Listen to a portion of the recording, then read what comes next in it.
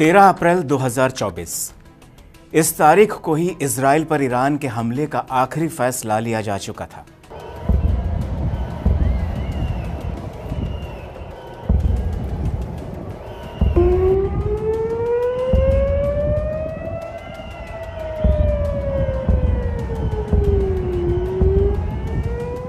Iran ने Israel पर हमला करने से पहले अपने बड़े शहरों की इमारतों पर हाइपरसोनिक हथियार की होर्डिंग्स लगवाई थी, जिसमें लिखा था 400 सेकंड में तेल अवीव। यानी यह मिसाइल अगर ईरान से लॉन्च की जाए तो इजराइल की राजधानी तेल अवीव तक पहुंचने में उसे सिर्फ 400 सेकंड लगेंगे, यानी केवल 6.5 मिनट में तेल अवीव में तबाही मच जाएगी।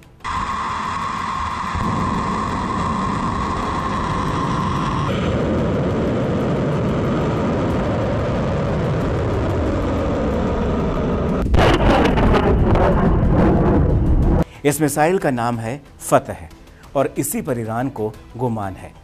तो आज हम जानेंगे कि ईरान और इजराइल की जंग में किसकी फतह होगी और किसकी सेना ज्यादा ताकतवर है। दरअसल मिडिल ईस्ट में महासंग्राम का काउंटडाउन शुरू हो चुका है। किसी भी वक्त ईरान से निकली इजराइल के नाम की एक मिसाइल आने वाले महायुद्ध का ऐलान कर सकती है। कोई भी रात कयामत की रात हो सकती है। तो अब ना धमकियों का वक्त रहा, अब ना समझौते का कोई रास्ता बचा और ना ही अब मौके या बहाने की किसी मुल्क को तलाश है।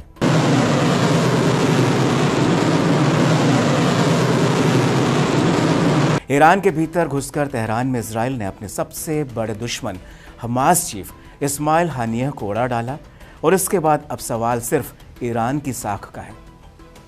सवाल मुस्लिम देशों की एकता का है। ऐसे में मान के चलिए कि अगर इस बार इजराइल पर हमला सिर्फ ईरान का ही नहीं होगा, बल्कि बेरूत से हिजबुल्लाह बम फोड़ेगा, यमन से हूती हमला करेंगे और सीरिया इराक में मौजूद ईरान समर्थित संगठन मिलकर मुकाबला करेंगे, तो उधर हमास एक बार फिर पूरी ताकत से खुद को समेटकर इजराइल पर बड़ा हमला करेगा। ऐसे में आप सोच सकते हैं और सोचकर हैरान भी हो जाएंगे कि आखिर एक वो देश जो कि भारत के मिजोरम राज्य से थोड़ा सा ही बड़ा है, वो अकेले इतने सारे हमलों का, इतने सारे मुल्कों का कैसे जवाब देगा, कैसे मुकाबला करेगा। तो आइए आज आपको बताते हैं कि ईरान और इजराइल की ताकत की सीमा क्या है, किसके पास ऐसा कौन सा हथियार या फिर रक्षा कवच है जो कि युद्ध में गेम चेंजर साबित हो सकता है। सबसे पहले बात ईरान की फतह मिसाइल की करते हैं, जो कि एक मीडियम रेंज की बैलिस्टिक मिसाइल है। 1400 किलोमीटर दूर तक मार करने की कुव्वत रखती है। आवाज़ की स्पीड से 15 गुना ज़्यादा दौड़ लगाती है। इसमें 350 से 450 किलोग्राम का वारहेड लगाया जा सकता है। ये मिसाइल सॉलिड फ्यूल इंजन से उड़ान भरती है। इसे किसी भी दिशा में कभी भी मोड़ा जा सकता है। यह मिसाइल आसानी से किसी भी राडार को चकमा दे सकती है। सबसे बड़ी बात ईरान की इस फतह मिसाइल की यह है कि इजराइल का एयर डिफेंस सिस्टम किसी तरह अगर इस फतह मिसाइल को ट्रैक कर भी लेगा तो लेकिन इसे रोक नहीं पाएगा। ये रोके नहीं रुकेगी। ये तेल अवीव जाकर ही फटेगी। दुनिया को अपनी 90% सटीक रिजल्ट देकर चौंकाने वाला इजराइल का आयरन डोम खुद भी फतह मिसाइल की ताकत को देखकर, उसकी टेक्नोलॉजी को देखकर हैरान है। 13 अप्रैल को इजराइल का आयरन डोम और दूसरे एयर डिफेंस सिस्टम 7 ईरानी बैलिस्टिक मिसाइलों को नहीं रोक सके थे। ये मिसाइलें इजराइल के नेवातिम एयरबेस पर जाकर गिरी थीं। अब बात ईरान की सेना और सैनिकों की कर लेते हैं। इन्हें भी ताकत के तराजू पर तौलकर देख लेते हैं। सैनिकों की बात की जाए तो सैनिकों के मामले में ईरान ज़्यादा ताकतवर है। दुनिया के 145 देशों की ग्लोबल रैंकिंग में ईरान का जो नंबर है वो 14वां आता है। ईरान के पास कुल 11,80,000 सैनिक हैं। ईरान के पास एक्टिव सैनिक 6,10,000 हैं, जबकि रिजर्व सैन्य बल 3.5 लाख है।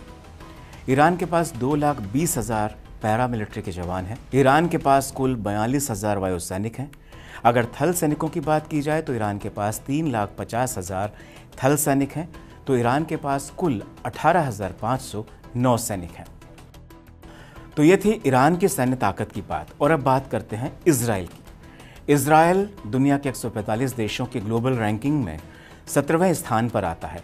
इजराइल के पास 6,70,000 सैनिक हैं, जबकि एक्टिव सैनिकों की जो तादाद है वो 1,70,000 है और इजराइल के पास जो रिजर्व सैनिक फोर्स है वो 4,65,000 है। इजराइल के पास मात्र 35,000 पैरामिलिट्री सैनिक हैं, तो उसके पास 89,000 नौ सैनिक हैं। इसके अलावा इजराइल के पास थल सैनिकों की जो तादाद है वो है 5,26,000, जबकि इजराइल के पास नौ सैनिक 19,500 हैं। लेकिन सबसे दिलचस्प और दिल दहला देने वाले हमले आसमान से होंगे। ऐसे में माना जाता है कि इजराइल की वायुसेना ईरान के मुकाबले ज़्यादा खतरनाक है। इसकी बड़ी वजह यह भी है कि इजराइल को अमेरिका का ज़बरदस्त सपोर्ट मिला हुआ है। इजराइल के पास 612 रिजर्व एयरक्राफ्ट हैं और 490 एक्टिव एयरक्राफ्ट हैं, जबकि ईरान की वायुसेना के पास 551 एयरक्राफ्ट हैं जो कि रिजर्व में हैं, वहीं 358 एक्टिव एयरक्राफ्ट हैं। ईरान के पास 186 फाइटर जेट्स हैं, जिनमें से 121 किसी भी वक्त हमले के लिए तैयार हैं, जबकि इजराइल के पास 241 फाइटर जेट्स हैं, जिनमें से कि 193 हमले के लिए स्टैंड बाय मोड में हैं, यानी कि एक सिग्नल मिला और उन्होंने हमले की उड़ान भर ली। तब बात अगर ज़मीनी ताकत की करें तो ईरान के पास कुल मिलाकर 1,996 टैंक हैं, जिनमें से 1,397 टैंक इस समय जंग के लिए तैयार हैं, इजराइल पर हमला करने के लिए तैयार हैं। तो वहीं इजराइल के पास ईरान के मुकाबले 1,370 टैंक हैं, जिनमें से 1,096 टैंक हमले के लिए तैयार हैं। दोनों देशों के पास एयरक्राफ्ट कैरियर, हेलीकॉप्टर कैरियर्स और डिस्ट्रॉयर्स नहीं हैं। ईरान के पास 7 फ्रिगेट हैं तो इजराइल के पास एक भी नहीं है। ईरान के पास 19 सबमरीन हैं तो इजराइल के पास 5 सबमरीन हैं। ईरान के पास 21 पेट्रोल वेसल हैं तो इजराइल के पास 45 पेट्रोल वेसल हैं। ईरान के पास मिसाइलें बहुत ज़्यादा हैं तो इजराइल के पास टेक्नोलॉजी बेहतर है और इजराइल के पास कई स्तर के एयर डिफेंस सिस्टम हैं। इजराइल स्पेस में भी, अंतरिक्ष में भी मिसाइलें उड़ा सकता है। इजराइल का आयरन डोम सबसे मजबूत रक्षा कवच है। पिछले साल हमास ने 7 अक्टूबर के दिन 20 मिनट में ताबड़तोड़ 3 से 5,000 रॉकेट इजराइल पर बरसाए थे, लेकिन आयरन डोम सामने आ गया शील्ड बनकर और उसने 90% हमास के रॉकेटों को आसमान में ही उड़ा दिया। अगर वो रॉकेट इजराइल पर गिरे होते तो आप सोचिए कि कितनी भयानक तबाही होती, कितना खतरनाक मंजर होता। साल 2011 से ही आयरन डोम इजराइल की निगरानी और सुरक्षा कर रहा है। आयरन डोम अपनी तरफ आ रहे 100 रॉकेटों में से 90 को मार गिराता है। ये उसका रिकॉर्ड है, गारंटी वाला रिकॉर्ड है। इसके अलावा इजराइल ने अपने iron beam laser point defence system को भी एक्टिवेट किया है। ये सिस्टम काफ़ी दूर से ही ड्रोन्स हुए, रॉकेट हुए, मिसाइल हुई, मोर्टार हुए, उन्हें आते देखकर आसमान में ही जलाकर राख कर देता है। इसके अलावा इजराइल की जो सबसे बड़ी ताकत मिसाइलों के पॉइंट ऑफ व्यू से देखें तो वो है एरो 2 मिसाइल।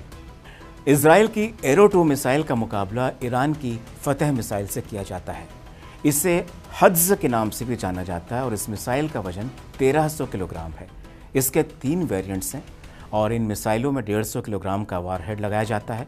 ये मिसाइलें वायुमंडल के बाहर भी जाने की क्षमता रखती हैं, यानी कि ये अंतरिक्ष में भी किसी सैटेलाइट को भी गिरा सकती हैं और किसी मिसाइल को भी वहाँ पर उड़ा सकती हैं। यह 1 घंटे में 9,000 किलोमीटर की स्पीड से उड़ान भरती है। ये मिसाइल अंतरिक्ष में भी दूसरी मिसाइलों को उड़ाने का दम रखती है।